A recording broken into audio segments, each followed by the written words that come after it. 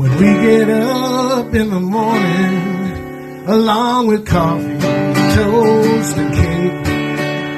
If you're like the old Stone Roadie, you like to wake and bake.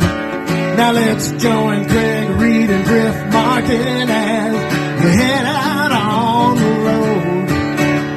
So sit right back and buckle right in. It's a Wake and Bake Morning Show. Good morning, everybody. Time to rise and shine. I'm Shelby Barrett, the STONED for the STONED Roadie Show, and it's time to Wake and Bake with Craig Reed and Griff Martin. The STONED Roadie Show, podcast 189, action. All righty then, fellow Earthlings, looky here. My name's Craig Reed, a.k.a. the STONED Roadie, and this is my co-host, the rocket scientist, Griff Martin. And today our special guest is Sally Arnold, the rock and roll nanny and my lifelong time friend. And we want to welcome Sally to the show, and take it away there, Griff. Well, hey, this is really exciting to have Sally Arnold. We were just talking a little bit before we started recording here, and Sally, she's got this new book out, Rock and Roll Nanny, and she sent Craig and I a copy. And she even autographed it. And, of course, the guys that are following the podcast have heard me read out of it. And we're going to be doing some more reading out of it, too, in future podcasts. But it's better to have her here than read the book, actually. So it's so great. But you guys get a copy, and we'll let you know how to do that before we get off of here. But, Sally, welcome to the podcast. And thanks so much for stopping by and joining us. And what's so cool about Sally is, you know, she's got such a rich history with Lynyrd Skynyrd, and that's what people follow this podcast about. But not only Lynyrd Skynyrd, oh my God, Sally, you've got such a resume. You know, I mean, we're talking Rolling Stones, Peter Gabriel, you know, just the fact that, you know, some of these people. And you even knew Princess Diana, you know. It's like a political, you know, music. You sang in the London Symphony Orchestra.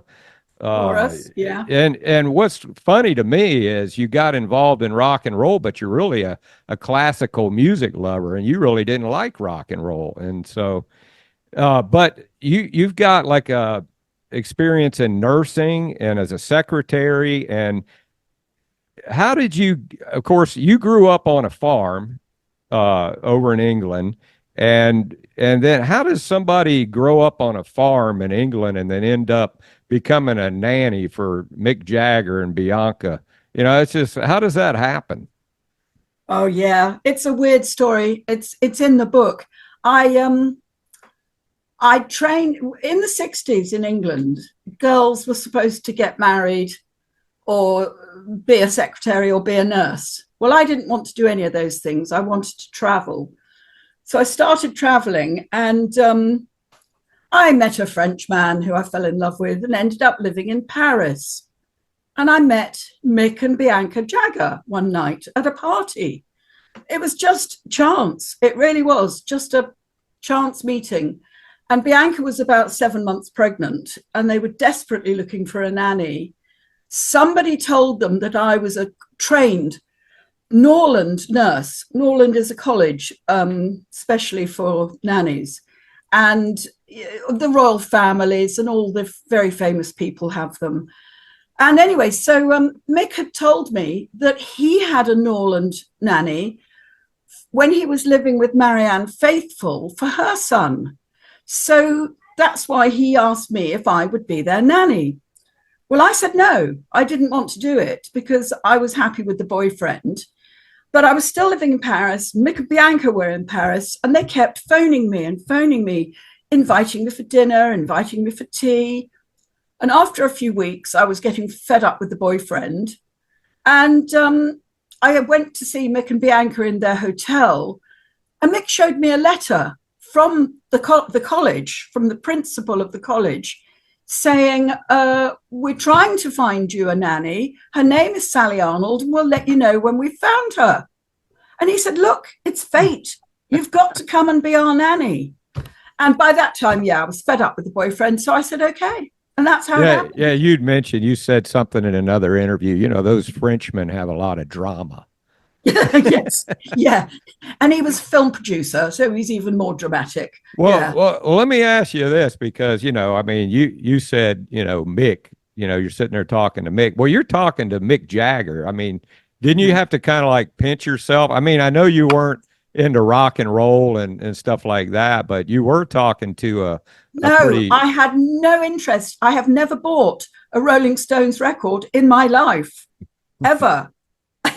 Even when I was a teenager, I bought a Who album and I bought a Beach Boys album, and that was it. Well, you knew who he was, though, right? I mean, vaguely, yeah. I mean, I knew it was Mick Jagger, but I wasn't interested. And quite honestly, when you're nannying for somebody's child, you're more interested in the child than you are in the parents, really. So but you actually, they moved you in the home with them, right, Sally?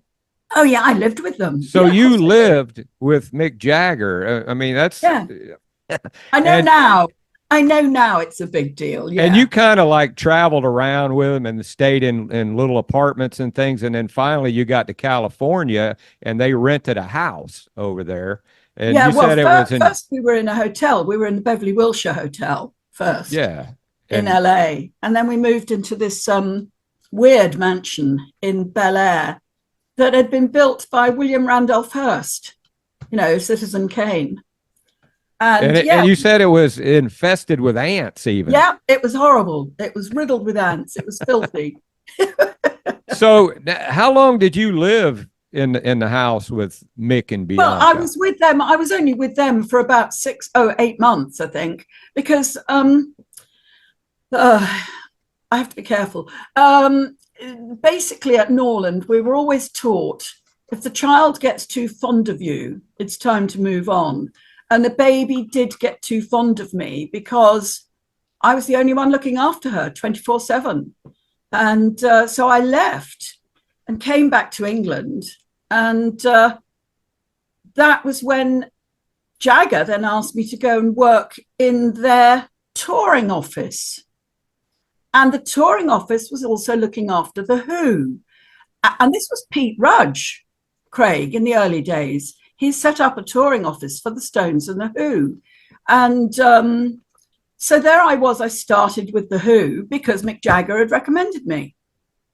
So, and it was just, you know, I know you guys because I've talked to several people that have been around a lot of famous people, but you know, you're like, you got your own bedroom in Mick Jagger's house, right? I mean, he's got to be like in the morning when you're getting up and having coffee, there's Mick Jagger sitting there, you know. I mean, what'd you guys talk about? Where, you know, I mean, normal everyday things like the baby going shopping, you know, how many diapers to go and get, that kind of thing. And then we cooked Christmas lunch together. And just him and me in the kitchen cooking an English Christmas lunch. It was hilarious. And so what kind of guy is he in person? You know, is he like a pretty normal guy? I mean, just, you know. He's very normal.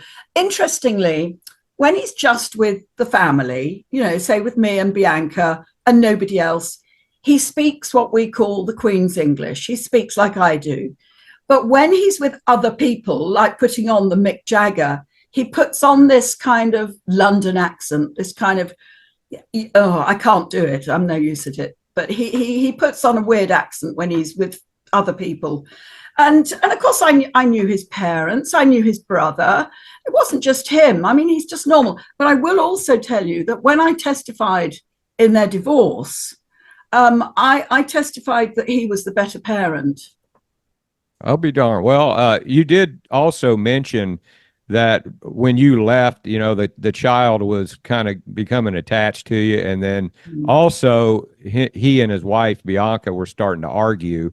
And then she left and you actually found him weeping on the back stairs and you were sitting there having a conversation about what happened. So, he must have really cared a lot about you as a friend to be able to share with you some really intimate. I don't know that he did. I was the only one there. I mean, there was nobody else.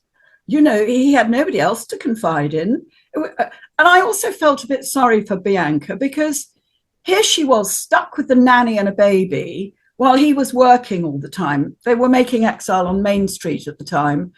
And so, it was difficult for her too.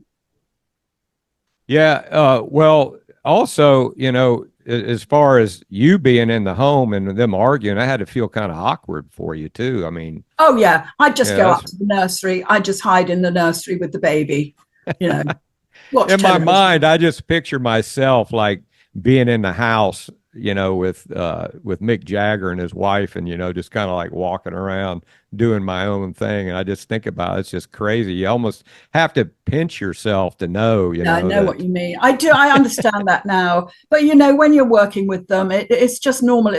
They're just normal people. I also taught him how to change diaper. I taught him how to bath the baby. How to hold her properly and all that kind of thing. Just like any father would want to know. Back then, they didn't have Pampers. You had to wash those diapers out, right? We had what we call terry toweling nappies. Yeah, we didn't have any disposable nappies at all. It was all done by hand.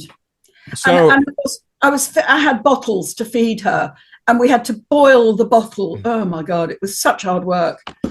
Yeah. Well, okay. Then after you quit from that, got out of that situation, and then he because I guess some of the wives of the the other band members and things, they really liked the way that you, I guess, handled things, and they knew about your secretary background, and then they wanted to get you as a secretary for the band for well, I'm not sure Stones. that they knew. I did do a secretarial course, as all young English women were supposed to do, shorthand typing and bookkeeping. I'm not sure they knew that. No, all it was Mick had said, I said, why me? I'm a nanny. And he said, because all the guys like you and all the wives trust you. And I think it was the wives trusting me that was the most important. Yeah, because you did stuff like other people never did. Like you sent an itinerary out to all the wives of the band's, events and things, and they kind of felt like that you were including them. So yeah, I didn't. You see, I'd never done anything like that before. I was a nanny, so I didn't know what was necessary.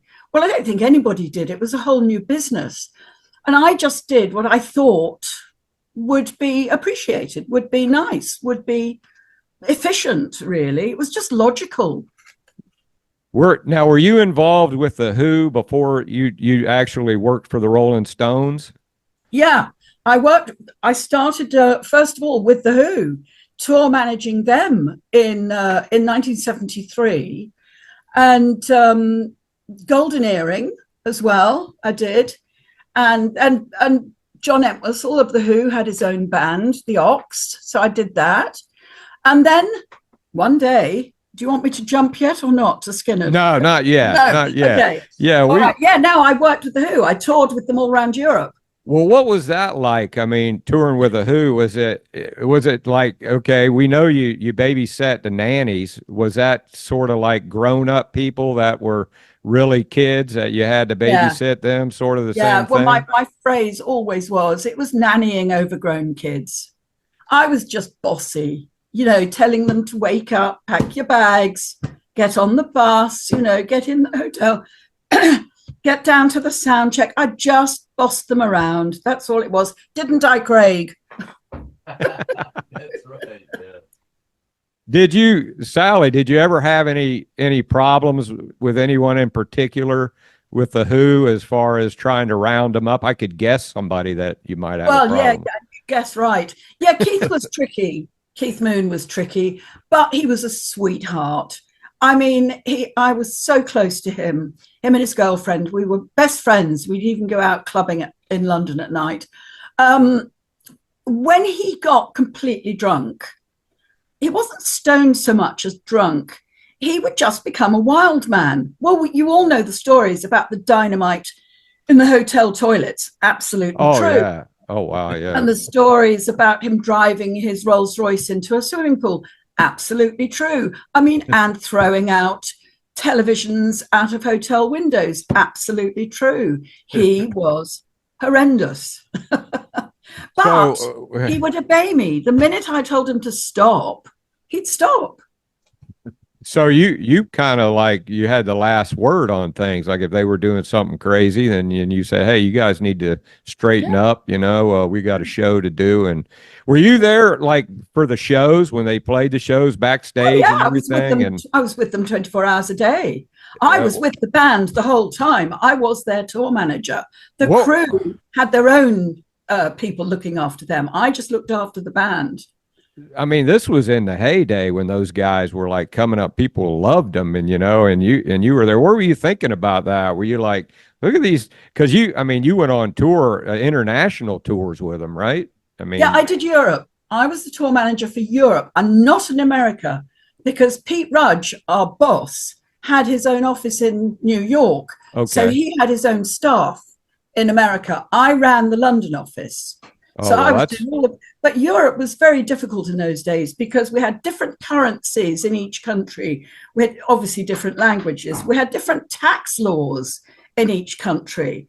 And, it was very hard work. I was just working hard, trying to keep those boys in order, as well as trying to get them. My job was to get them to the gig anyhow, regardless of anything else. I just had to get them to the next gig. And that's a huge responsibility, knowing, how talented and how, the people, how much people really love the Who. If something happened, and Sally Arnold did something wrong and they weren't able to do a show, that's a lot of pressure. That would have been awful. It never happened, though. I mean, we always got there by hook or by crook. We got to the next gig. And I tell you, the other difficult person was Pete Townsend. Now, I got to know him much better later on. When I worked more closely with him. But in those days, because he was taking heroin in those days, he was very tricky. And because he's so deeply and highly intelligent, he can be very cutting with his words. Mooney was just a sweetheart, just a cuddly sweetheart. Pete Townsend was quite the opposite. He could be quite nasty. How about Roger? Was he pretty even keeled guy? He was Roger's just I don't know what to say about Roger. He was just sweet. He was absolutely lovely. I have never known anybody have so many women in the hotel rooms. Oh yeah. Okay. It was terrible. Any one story that you can think of that pops into your mind when you think about when you worked with the Who? Anything that kind of there was one time when we were in Scotland and it was foggy and computers had only just come into the airports and our flight had been delayed. And Keith, for some reason, it was quite early in the morning. I think he hadn't been to bed. He was still drunk and he kicked the computer. The whole system went down. Oh, wow. And he was hauled off to prison. Police came, took him away. I had to get him to the next gig the next night. I just had to. We had a night off, thank God. So there was me phoning the lawyers in London. They were then speaking to it's called, the head of the legal system in Scotland is called the Procurator Fiscal. And our lawyers in London were speaking to the Procurator Fiscal, who is a really big deal. And they managed to get Keith out of prison. How they did it, I don't know. But we got him out of prison, got him to the next gig. Well, they had probably some really good lawyers too, huh? Yeah. Oh, yeah. Really good lawyers. I mean, I think we spent more money on lawyers than on anything else. Oh, God, there's me. I mean, my calls to the lawyers, even every single tour I did with every single band, I called the lawyers nearly every day. Okay, switching gears from the Who. So what happened next? So you were working with the Who, and how did you leave the Who? Well, I was in the office one day, and Pete Rudge's partner, who was my boss, Bill, said to me, "Oh, Rudge wants us to look after this new band he's just started managing." And he said they've got a really weird name. And he showed me the telex. Remember telexes? Oh, yeah. Showed me the telex, and it had Lynyrd Skynyrd. And I just shrieked. And I said, I'll look after them. I'll do it. I love them. I love their music. I had just been given the first album, pronounced Lynyrd Skynyrd. And it was the first rock and roll music that I absolutely loved. That's kind of crazy. I fell in love with them there and then. And I was so happy that I was going to be looking after them. What was it about their music that you liked? Was it just like a rebel thing, or what was it? Yeah, I don't know. I think I've had a past life in the Deep South. I really do. Well, you got to experience firsthand when you started hanging around Skynyrd. I just loved them. And when they first arrived at the airport on that first visit, I'll never forget. I had to point them out to the immigration people. Well, of course, the immigration people could have found them easily with their long hair and cowboy hats.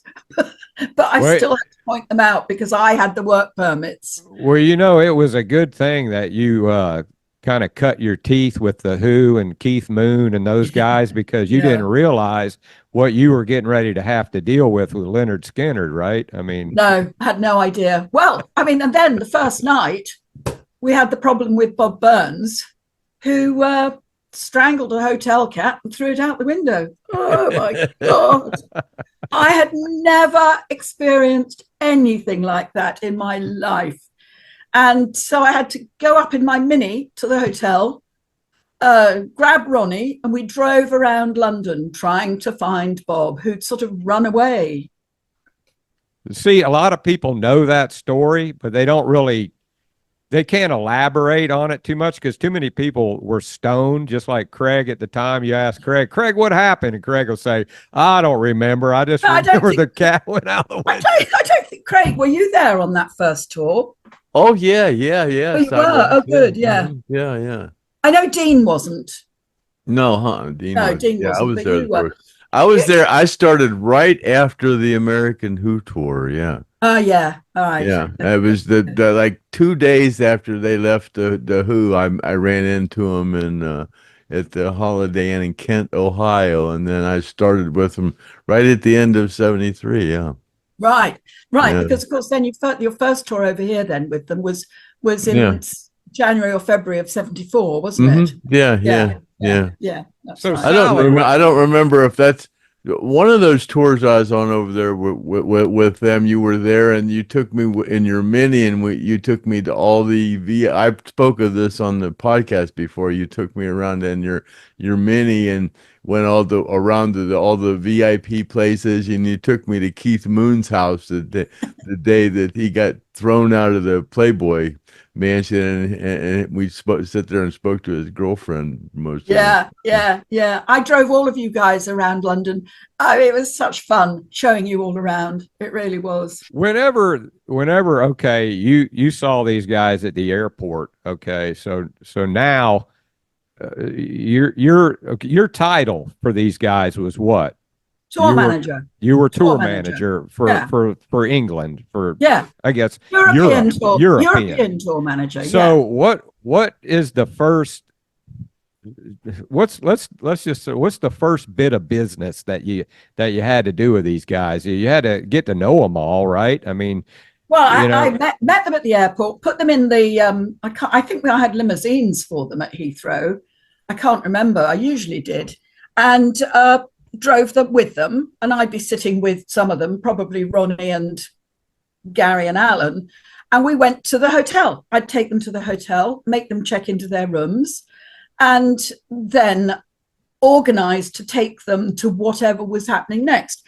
Either it would have been a rehearsal, or it would have been a TV studio, or it would have been a sound check and then a gig. I mean, I was just with them all the time. Even though I lived in London, I was with them nearly 24/7 because I had to be with them all the time. Was Ronnie kind of like your go-to guy? Did you kind of see how he kept people in line? Did he do that? Yeah, absolutely. I mean, and then of course I experienced what went on backstage and before and after the gigs, and how he was the boss. I mean, he really was. Yeah. And how did they compare to the Who or the Stones? How did they compare to those Well, I guys? hadn't been on the road with the Stones at this time, only the Who. I mean, it was pretty much this. It's very difficult. It was all madness. It was everything was complete chaos.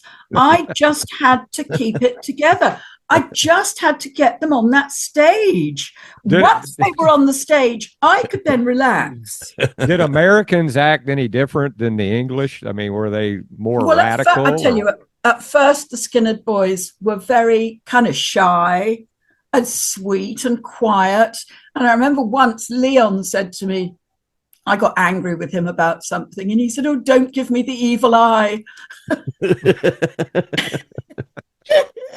But I was just bossy, wasn't I, Craig? I just had to boss around. But did they listen to you? Business. God, they listened to me. I tell you what, if they didn't listen to me, they'd be in real trouble. Well, of course they listened to me. Well, we all knew she was right. Whatever she was saying, we knew she was right. You know. I mean, I was doing it for the good of the band. Yeah. You know, she's just doing it for the good of the band. We know she's right. And plus being overseas, we know she's right. We're just heathens, you know. Yes. Did you have to go around and hunt them out of the bars and things like that? I had to do that. I had to do it with Keith Moon a lot. But with the Skynyrd boys, the worst one was Artimus. He was always drifting off somewhere. Oh, God, he was always causing trouble by being out and about somewhere. Do you remember, Greg, did Sally have something to do with the Lady Lampton thing? Yes. Yeah. I introduced her. She was my friend, for God's sake. Yeah. Well, Annie Lampton. Do you know about the wine spilling, that Artemis spilled the wine and then got lost I was there. You were there? He also kicked in a door. You know, the butler, we'd taken them to dinner. Annie Lampton had said, "Oh, bring this band to dinner at my father's mansion, stately home." So we ended up at Lord Lampton's stately home. You had to be scared to death. Well, I was an idiot. I shouldn't have done this. And it was butlers and servants and everything. And Artemis, was he tripping or what, Craig? I don't know. He got into the wine cellar. That 1957 wine, and then he drank the 1936, and then he kicked a door down in the house, and then he ran off into the park at night, and there were lions in the park. Yeah. Well, what was Lady Lampton saying about all of this? We were out there hunting for him with torches and oh God, Skynyrd. Well, when she says torches, she means flashlights. Oh yeah, that's it. Sorry. Yeah. Well, eventually we found him. In Paul Abraham's book, you know, he managed the post-crash Skynyrd, and he says that Artemis was fine until he just couldn't handle drinking. So that. But I know he was taking acid as well. He might deny it now, but he was. I've heard it. Yeah, he was partial to the acid. I have heard that. Yeah. But what did Lady Lampton do? I mean, was she like saying, "Hey, why'd you bring these guys?" Oh, for goodness' sake, she was worse than the boys. Really? She was joining in. Luckily, her parents weren't there. There were no senior people there. It was just us, the staff, and Annie. And she was just, we all had great fun. It was just Artemis being a Greg said that Artemis spilled the wine. It was running down the stairs and it almost poured on. It was running down the wall. From what I remember, it was kind of like up on a stairway or something. I don't remember that. Knocked the wine over. It was running down the wall next to Red Boy or Blue Boy. Blue Boy, the painting. Famous painting. Yeah. And that, from what I remember, that's when Lady Lampton kind of got a little irritated. Maybe she did. Yeah. I never. Sally, were you around when Ronnie broke the bottle and cut Gary's fingers up? Yes. Yeah. Can you enlighten us? Well, I remember. I think I took Gary to the hospital. I honestly can't remember the details. But I mean, there were always things like that happening. I was going to the hospitals or getting doctors into the hotel all the time. We had to pay for all the carpet in that hotel up there. But I had kind of special doctors. I had special doctors who understood and who would come and give the B12 injections. Lawyers and doctors, probably, huh? Yeah. Yes. Pet doctors. Was there a certain person that you had to kind of watch more than others? Artimus. Yeah. Artimus, huh? That's it. Just him. I mean, Leon was a bit naughty.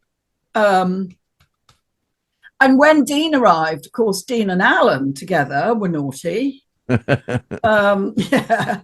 But I mean, Billy was as good as gold. Gary was as good as gold.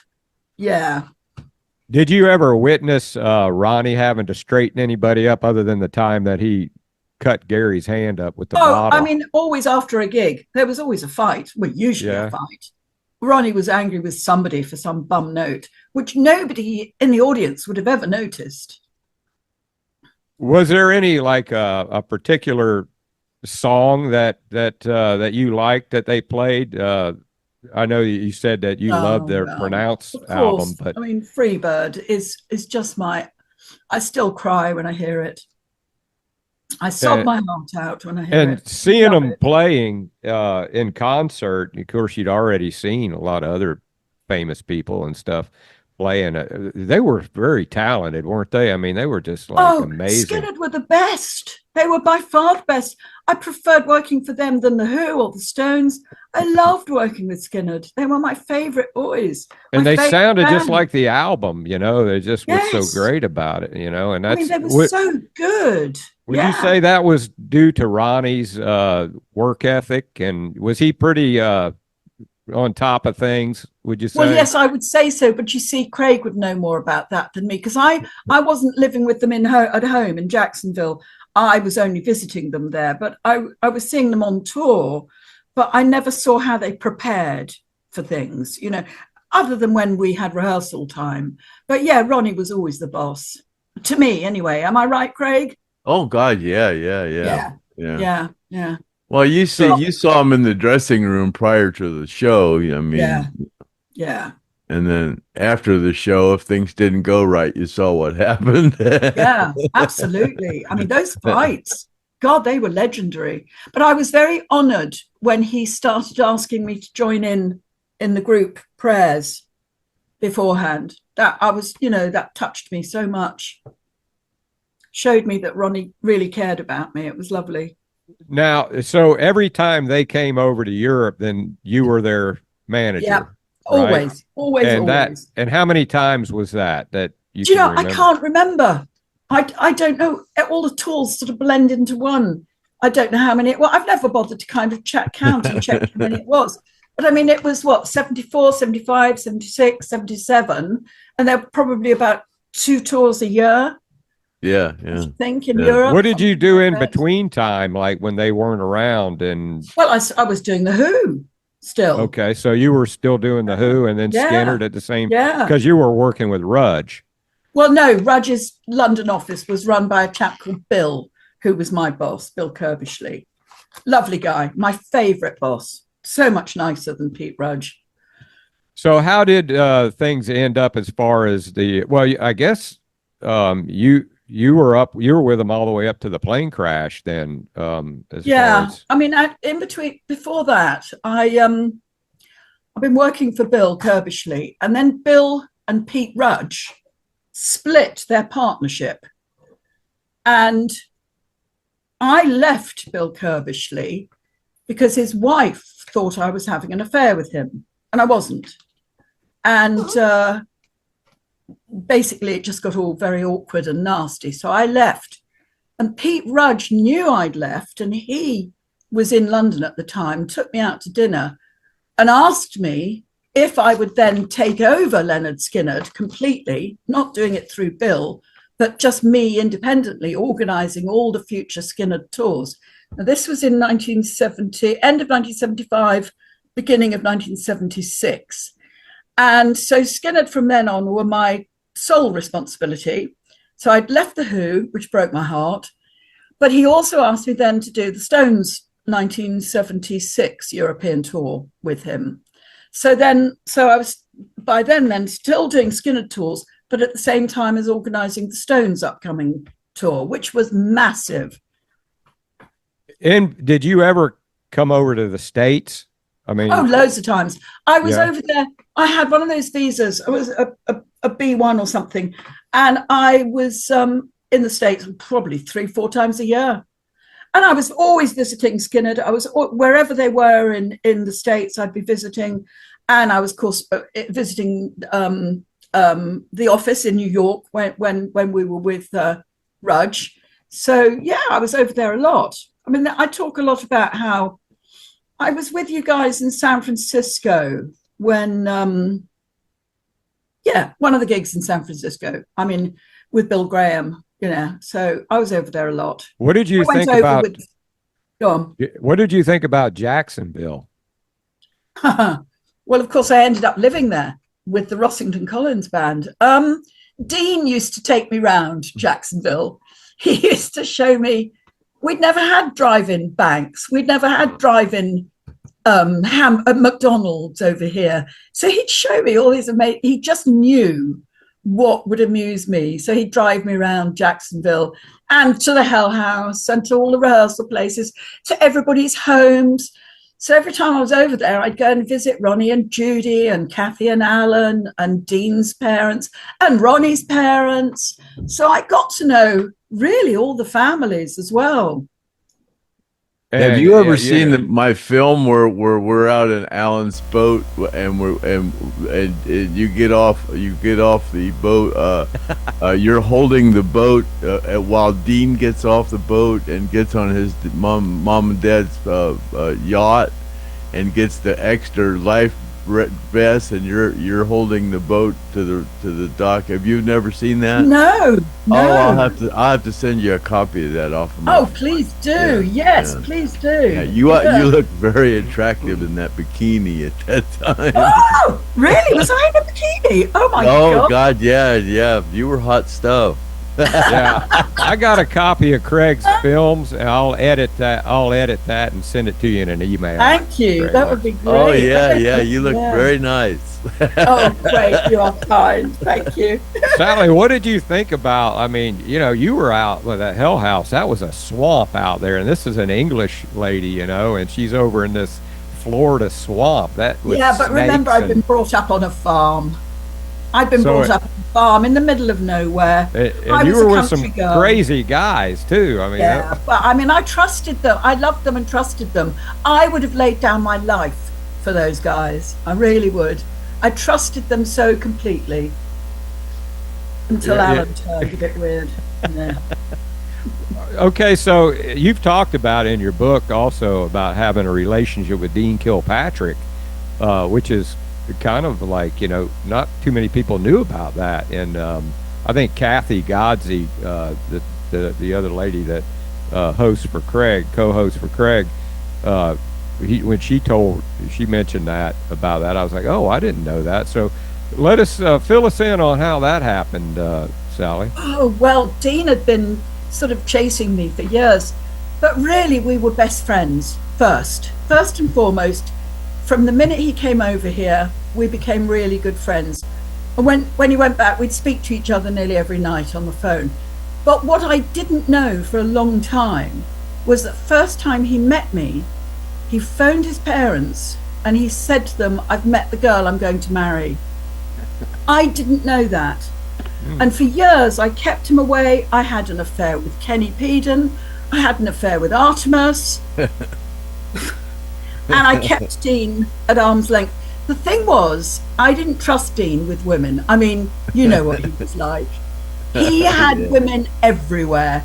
And he had film stars. He had models. I mean, they were so gorgeous. I couldn't compete with those women. And it was only when really his mother said to me, don't you realize? Well, actually, all the band, especially the girls, I mean, Cassie and Leslie and Jojo all said to me, don't you realize, this is in San Francisco, before Gary and Martha's wedding, they said, don't you realize he really, it's you he really loves? And I honestly didn't realize it. Well, you had to be really brokenhearted. I mean, when you found out about that plane crash, that must have really... I do write about it, Griff, a lot in the book. I mean, I came over for Gary and Martha's wedding, which was about, a month before the plane crash, 5 weeks, something like that. And that's when I gave in to Dean. I stayed with him and we got together and we agreed to get married. And I vividly remember him saying to me, let's have a double wedding with Gary and Martha. And I said, no, we can't do that. It's their special day. And anyway, we've got our whole lives ahead of us. And Craig, I think you drove me to the airport, or maybe it was Ronnie Caruso. Can't remember. But Dean and I'd agreed to get married. Ronnie and Judy knew. And also, Ronnie had asked me to manage the band, asked me to take over the worldwide management of the band, because their deal with Rudge was due to end that November of 77. Oh, so that was going to happen then. Yeah. Had that plane crash not happened, you would have been, the exclusive manager. So Dean and I, we didn't want to stay in Jacksonville, and we didn't want to go to New York because Rudge was there and he'd probably have tried to kill us. So we were going to live in Atlanta because, you see, also there was a good symphony orchestra there. And there was a good choir there, which I could join. Yeah, and you love that kind of music. And that was it's kind my of your sanity passion. in the world of insanity. Yeah. It really was. And so we got it kind of all organized. So I flew back to England to get ready to move to America and marry Dean and manage the band. And then then I had a phone call one night. Well, just before the bad phone call, Dean would phone me every night. And one night he phoned me. He told me to get a different flight over. He said, look, the plane's falling to pieces. There are flames coming out of the engines. And we're changing the plane on Friday. So don't come over on Wednesday. Come over on Saturday and we'll have a new plane. Well, of course, the plane crash happened on the Thursday night. And I had a phone call from another British tour manager who was in America. He phoned me, a friend of mine, and he said, did you know the plane had gone down? And I didn't know. Obviously, it was the middle of the night in England. And the first thing I did was just try phoning Dean's parents. And I had to redial. Eventually, I got through to them, and they just said to me, we've lost him. And that's when I found out. That had to be horrible. I mean, it was beyond. Yeah. I mean, especially the fact that you had a relationship with Dean, which is probably even hard for you to even think about now. Then you had to attend all the funerals. I didn't have to. I wanted to. Yeah, I remember those funerals so well. It's still vividly in my mind. And Craig, he was still out of it and couldn't even. Were you still? I actually went to the hospital. I think I came to see you, but I don't think you would remember. No, I went to the hospital. Remember, I went there with Judy and Martha. They took me to the hospital to go and see Gary, really, because he was still badly hurt. I do have a little twinkle there that you came to the hospital. Yeah. I came to see all of you guys that had survived. Yeah, Sally, what was Craig like back then, as far as as a whatever it was he was doing? Help everybody understand. And you're the drum roadie. I was a drum roadie. Yeah. He was just really looking after Artimus. I mean, that was it. He was making sure Artimus was in one piece and still sitting at his drum kit. No, Craig was a sweetheart, a real sweetheart. But wasn't he kind of like the go-to guy for everything? Because, he always did these little extra things for the band. Yeah. But all of the roadies were great. I've always loved all the roadies. And I've always said a happy crew is a happy tour. You've got to look after the roadies. They're actually, in a way, more important than the band. The roadies. I mean, I'm still in touch with loads of them over here in England, the Who ones and the Stones ones. we talk about Craig being the most famous roadie in rock and roll. Of course, he's the most stoned roadie in The rock most and roll. famous Stone Roadie, yeah. But you were the first lady rock and roll manager, Tour manager. tour manager. Yes, I was. Well, that's that's a hierarchy For the itself largest right there. bands in the world, actually. Yeah. I know, The Rolling yeah. Stones, The Who, Yeah. Lynyrd Yeah, Skynyrd, exactly. Yeah. And then I also went on to do Peter Gabriel and Yeah. Mike Oldfield. Yeah. So 5 of the biggest bands in the world. yeah. Yeah. I mean, just your resume it's amazing, and that's why that book is so great. I tell you, having you on here and going over all these things, we've had a lot of guests, but the guests that we have, they've all had their little function. But you're kind of like you've seen everything, and a lot of people that are listening. Like, the little stories, that we've all heard about Lynyrd Skynyrd in the past. You were just about there for all of them, Yeah. And you were actually at Hell House, which not too many women were at Hell House. I know. No, I know. And also, I mean, even just the rehearsal room in Jacksonville. Well, I don't know what it was. You remember, Craig, where Dina did that drawing on the wall? Yeah. The drawing on the I went wall. there as well. Yeah. I went there. I actually kind of, I won't say I helped Dean do it, but I was standing right there when he was doing it, and we were kind of exchanging ideas while he was drawing it. Yeah, I'm very familiar with that. It's very funny when you look at some of the sort of hidden. Robert signs Delgado with the pizzas and Mary Beth with the with the money and Chuck Flowers with on the soapbox and Raymond. Yes. Dean was interested in art and painting and things like that, wasn't he? Is that why he wanted to go to Atlanta? And he was a real Renaissance man. I mean, he did go to Florence to work in the preservation of the art pieces that had been ruined in one of the floods. He was part of the whole Jackie Kennedy scheme that went to Florence in Italy, to look after the artwork. So we haven't talked a lot about Dean Kilpatrick's past, and being how you were so close to him, wasn't his parents pretty wealthy? And well, his father was a representative in Florida of the what's the next swimming pools. He built swimming pools. Who was that very famous swimming Hollywood star? Esther something? Esther Williams? I think it might have been her. And she had obviously been hired by this swimming pool manufacturer.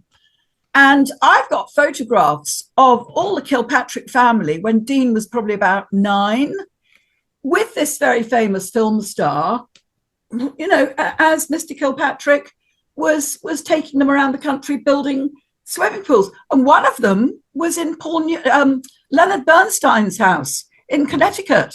I think he built that one as well. Yeah, they were from Connecticut or New Hampshire or somewhere up there. How was it? I knew about Dean going to Florence to do the art preservation stuff. He told me. You didn't know. You did know. Yeah, I did. I knew that. Yeah, you knew that. Yeah, and his mother was wasn't she a very fine, cultured lady? Mm-hmm. Yeah, Edith. I mean, they were lovely. Wasn't her name Edith? No, Harriet. Harriet. That's right. Yeah, Harriet and Arthur. Patrick. Patrick was his name. No, I can't remember. No, he was Arthur. Henry. He was Arthur. Yeah, exactly. Arthur. Yeah. Exactly. Yeah. And then there was a sister, Donna. And Donna died a few years ago. She passed away. Yeah, a couple years ago. Yeah. And I was I knew them all really well. Yeah.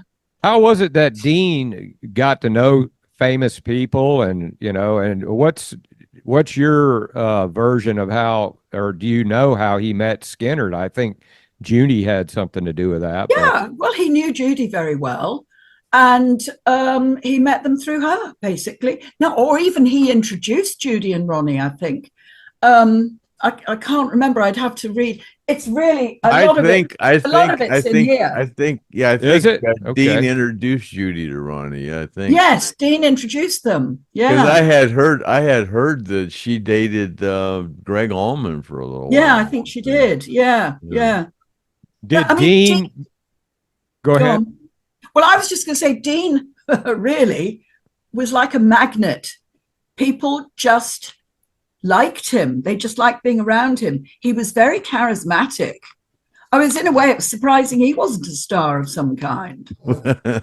And He was charismatic, wasn't he he? picked out Oh yeah, their yeah. Dean was wardrobe, really right? cool. Dean and I hung around a lot. Yeah, we were Yeah. together in San Francisco when Ronnie got beat up at the bus. Me and Dean used to sneak off by ourselves, and get away from the band. Yeah, Yeah, yeah, yeah. yeah. He used We to were take me off. together in San Francisco when the FBI, we were having lunch and the FBI came in looking for Patty Hearst. Oh, really? And we were Oh, in the God. hotel, yeah. And Dean was trying to refine me. He was teaching me how to eat soup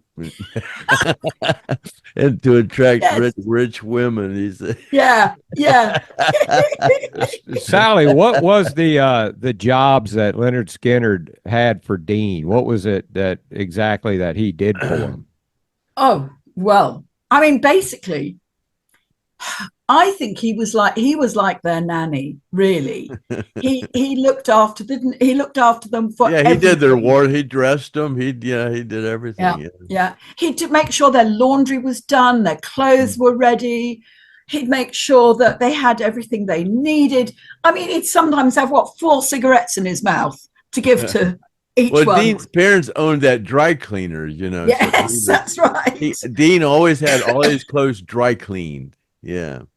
For free. Yes. Well, those guys didn't make a lot of money back in the early days, and Dean kind of seemed to have money all the time. He wasn't like, I guess his parents helped him with financially. I mean, they weren't wealthy, but they weren't badly off.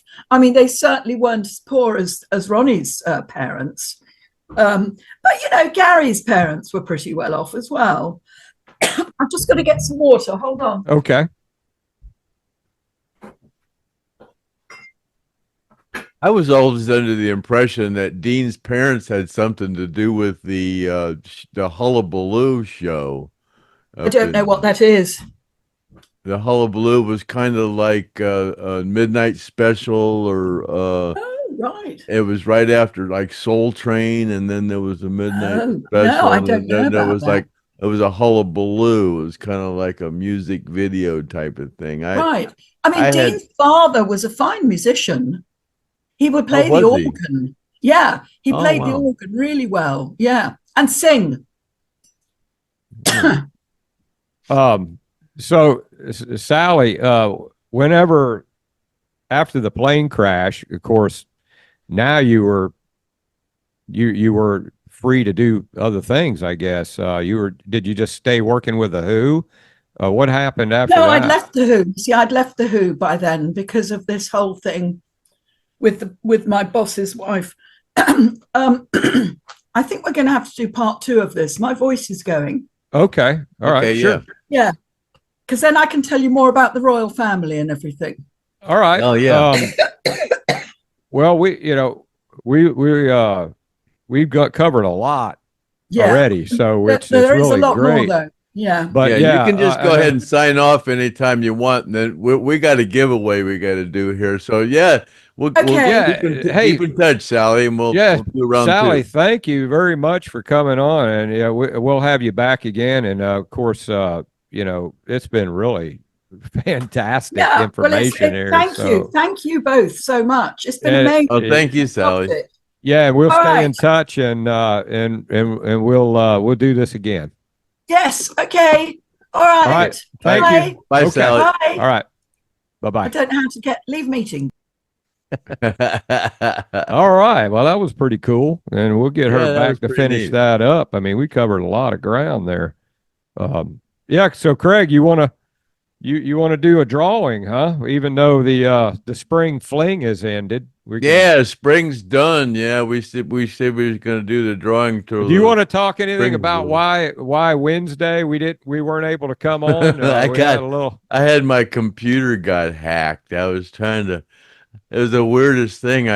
On my TVs, I have all smart TVs, and I have the Amazon Prime thing, and I have the Amazon, Prime on my smart TVs. Well, it hasn't been let me on, so I got tired of trying to deal with regular Amazon customer service, and I tried to find an Amazon Prime video customer service thing, and I got a hold of somebody that wasn't affiliated with Amazon. I thought yeah, they hacked my my computer. Yeah, those bastards. I've had that happen. Yeah, they got in, and I'm sitting here, and all of a sudden my mouse is scrolling all across my screen, and yeah, it hung up on the guy. He was trying to blackmail me. Yeah, and and then he was running my mouse across my screen, and I had his number. I said, "Man, you got a hold of my computer," and he was going, "You either play, he's one of them with that accent.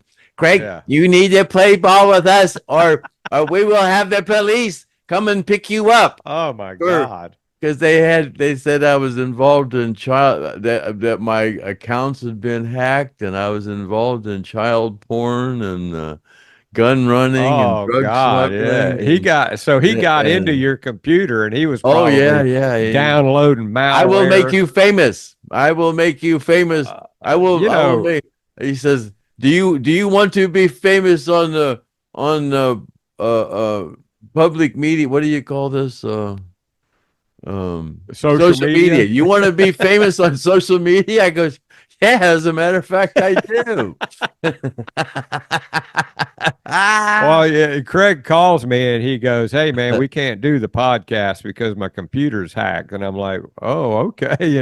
Usually, when that happens, something like that, Craig and I have some issue, we don't get too excited about it, but the big thing was to try to get the computer fixed before because we had Sally coming on and we didn't want to screw that up. But finally, I have a computer guy, a specialist, that I call him, and he put all his work aside actually, and he said it'd be tomorrow, even before I got my computer back. I went, man, I got to do this interview. So he put everything aside and got it done. Yeah, he did a great job. And redid it and everything. But yeah, to get to load Zoom up, neither one of us could get Zoom loaded. Yeah, that was when we did a test run, we were out of Zoom, and so then now I called Zoom customer service, and I didn't have the 10-digit ID numbers that I needed to talk to tech support. So I finally got somebody in sales and told them, "Look, man, I'm a customer," and I had about 3 hours it took me to get them to turn me back on, because he put a new operating system on my computer. I had to go from Windows 10 to Windows 11. So it wasn't like we were screwing off, man. We were going through a lot of shit trying to get things back together, but luckily I got all my files and everything that from the donations, and we didn't lose any of that stuff, luckily. But of course. Let's do that. Let's do that drawing. And what do you think we're going to give away? We got I think we said something about giving away a piece of that that lighter knot. Lighter knot from the tree, and with the document of authenticity that when you lit it, you could hear Freebird in the smoke. Yeah, that's a good one. And then we'll give away you got stickers. Still got stickers. Got what else we got? We said I would give away a coin. I guess I'll throw another silver dollar in there. We'll give away any more Craig on heroin pictures. Yeah, I got another one of them. We'll give one of them too. Yeah, so you'll get a nice little package. You'll get a Yeah, nice little you'll package. get a bunch of shit, you know. Yeah, a bunch of a bunch of Yeah, shit, bunch of better better to win useless. some stupid shit than no shit at all, you know. But we say it's stupid shit, but it's really cool stuff, you know. With when you get a Craig Reed letter of authenticity, that's pretty cool, you know, especially when we're talking about coins that were on the plane and and pieces of wood that were growing out beside the. I can't wait to get Sally back on because I want to talk to her some more about being out the hell house, and stuff like that. We still got a lot of ground to cover with her. So Yeah, that's gonna be good. Yeah, that was yeah, we had a little pre-show, and I kind of asked her if that I wanted to ask her who had the biggest drug problem, because everybody knows that the Stones did quite a bit of drugs, and the Who and everybody. She goes, you they were worse than the Who and the Stones put together. yeah. Yeah, she said that Skynyrd was worse than the Stones and Who combined. So that came right out of the rock and roll nanny's mouth, which, if you I've can't, you found I've tried anybody. to I've tried to tell people that, but they kind of think that's kind of unbelievable. But yeah, it's true, and Oh, I'm yeah. still alive. That's what's even more more incredible, because I lived through it. Everybody else is dead. Not that that's funny, but And, yeah, Sally, there's a reason I'm supposed to be here. And Sally was around all those people. She had to be pretty cool in order to be, survive all that. There's stuff that she's seen that you couldn't even imagine, Craig. I mean, my God.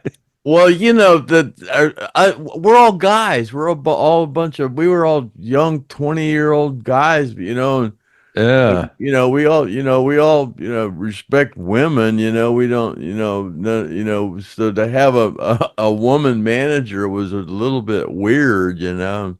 It's like I said, we all knew we were a bunch of And that's heathens. Sally behind you in that picture, right, Craig? With Yeah, JoJo and it is right. Alan. Yeah. We Yeah, all and, knew we were a bunch of heathens, and anything that she was saying was true, and for our best. So we were just like a bunch of kids, being um scolded. yeah, when we get her Whatever. back on, she's going to tell the story about how she was there when Alan shot the rifle in his house and missed Craig by about 2 feet, and that's when she quit. That's when she left. She Yeah, said, she yeah. said, "I'm not going to be around this anymore." So yeah, so we got a lot to cover still with her, and I'm sure she'll be back because she's really easy. I can text her and talk to her anytime, even though she's in England. It's easier to get hold of her than it is some of my friends that that I that I try to stay in touch with. But did you shake it up good, Craig? Yeah. And I just want to mention, we're still working on cousin Figel's hat here. I got that listed on eBay. It's up to about 800, but we're supposed to have a $2,500 bid on it here on the podcast. So if anybody, that's a 6 7/8 or a 7A side. It's got all those signatures. So yeah. I think somebody ought to scoop up on that thing. That thing's worth $3,000 easy. I would Yeah. say. That's not that much more. But Somebody wants to give $3,000 for it. We can sweeten the pot up a bunch by giving away a yeah, we could do that. If somebody wants to. lot of stuff. Like, we can give away all the stuff we have given away. We can add it to we've already got Yeah. a $500 bid. If somebody wants to bid $3,000, we'll throw in all this other stuff, and man, we'll take $3,000 and call it a day. We got 600 out of that flag. So he was kind of wanting 3,600 for all that stuff. So that would bring us right up to where we want to be. So that'd be super duper if we could do that. So anyways, Yeah. Yeah, if anybody's interested in getting that hat for $3,000, Craig says we'll throw in some posters, stickers, Yeah, we'll some throw in a bunch of coins, some Hell House wood, anything that you think you might want, we'll accommodate you for $3,000 to get that hat sold for Cousin Yeah, I'll Feige. even throw in a bicentennial $2 bill. Yeah, that's worth it right there. That's worth it. So, Yeah, that I sell those for $200. and Greg, how we doing on you getting ready to mail everything out? Well, I was till my computer took a shit. Now I gotta find everything. I ain't worried about it. It's still there. If we were devious, I could say, "Oh my God, my computer took a shit. I don't have any idea how much we had." But we already said we had 6,230. Yeah, you got a file on everything. You already know what. Yeah. And I got the bong all fixed now. It's leak proof and ready to go, man. I got I'll send this bong to Craig. Craig can smoke out of it, and then we'll give it away, and he's going to send that other one back. I'm still doing this one. I'm still, Yeah, he's going to send that back, and I'm going to fix it, and then I'll send it back. You can see I've been working on it, Yeah, so we're going to have several of these bongs here. I'm going to have a stock of them, and maybe we'll do some donation stuff. You said you went down to the head shop, and the guy said he wanted to buy some of them. Yeah, I went down to the head shop and buying these stems, and I buy these stems down at the head shop to go inside there. And I was telling the guy about the most famous roadie in rock and roll, and I was showing him the pipe, and he goes, "Man, I could sell those pipes here easy." I said, well, Craig will sign it and give a letter of authenticity. And he's like, "Bring me all you got, man. Bring me all you got." So I've been making some bongs out there in my shed. He said, "How much?" He said, "How much would they go for?" And the guy said, "We'll just put them up for a high price and see what they'll pay for them." Yeah, so I'm gonna do it. And then if anybody's there ain't interested, never been a Stoned Roadie bong come out with a document of authenticity. That's right. We're giving 2 of them away, so that's gonna be pretty cool. That's an original. These are prototypes. These don't even have serial numbers. That's what we got to do is we have to start putting serial numbers on them. And those bongs, that bamboo was grown behind my house in Cocoa Beach. So it's it's Florida grown good bamboo, and I got it all. I got a sealer inside that I put in there that's all natural. It's not going to hurt you if you smoke out of it. It's a really good bong, but I would suggest it's a novelty item, to put it up on your shelf.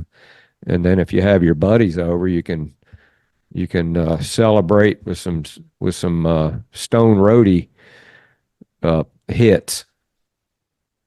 That's shaking up pretty good, I'd say, Craig. That's pretty good. Okay, there's the last one right there. Okay, we don't want to screw up like we always do.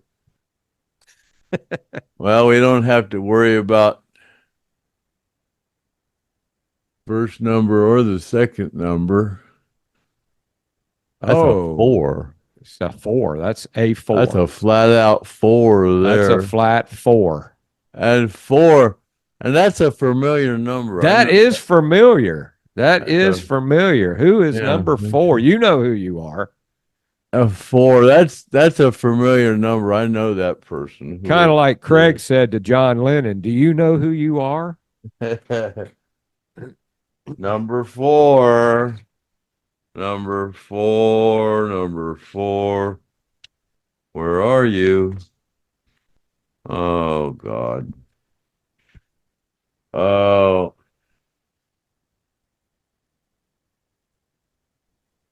Every page except the one I need.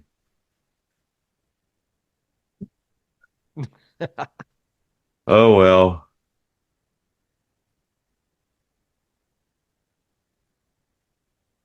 Oh, come on.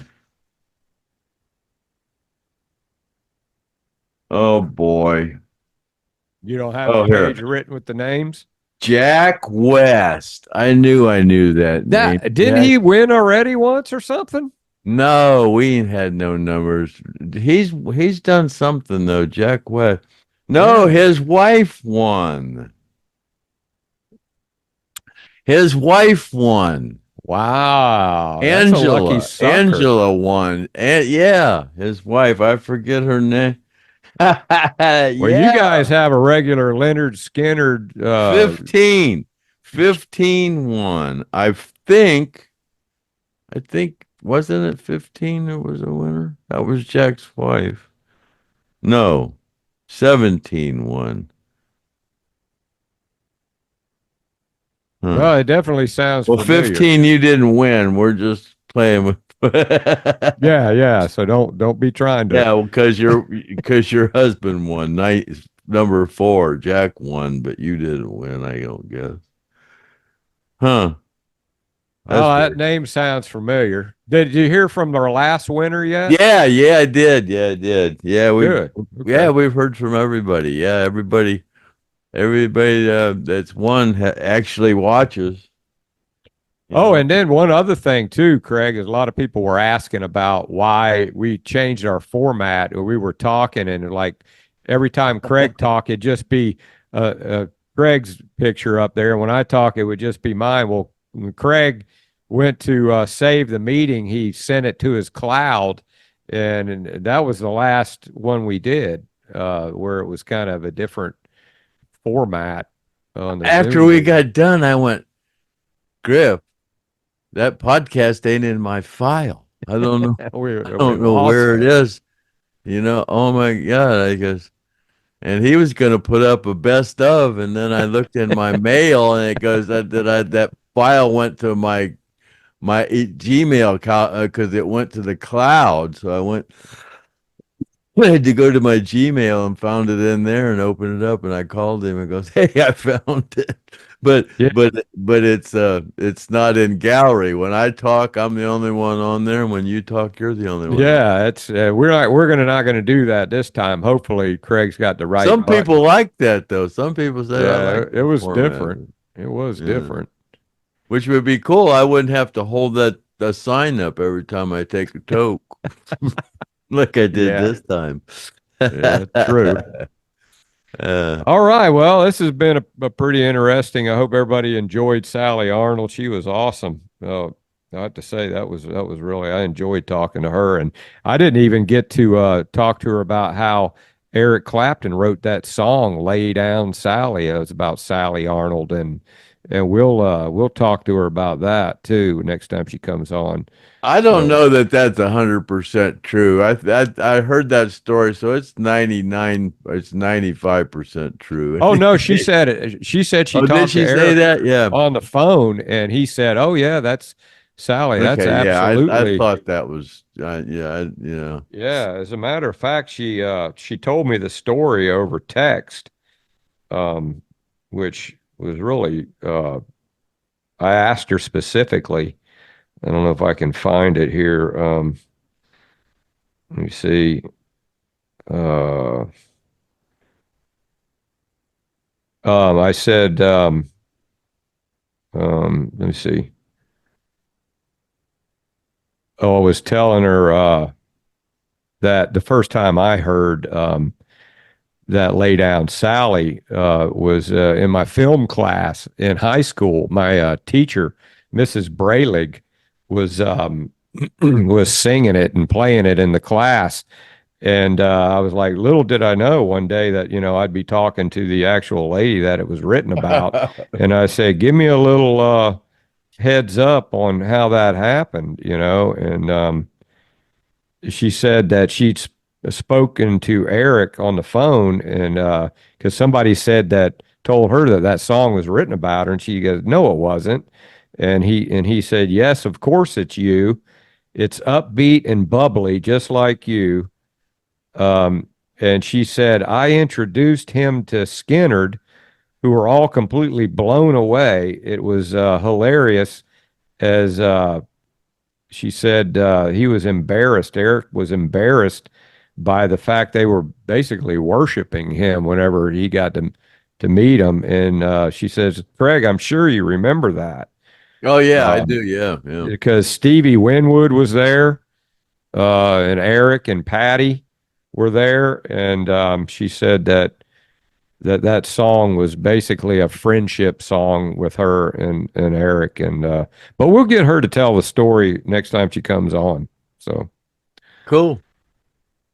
all right, let's wrap it up. We got a All lot of right. editing. Well, this has been podcast 189, and for y'all know, all of y'all that know your math, the next one will be 190. And this has been Wake and Bake number 69. Beer, sin, sex, wine. This was podcast 69.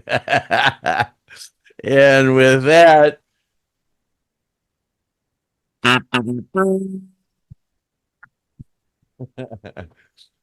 and that's a wrap. Cut.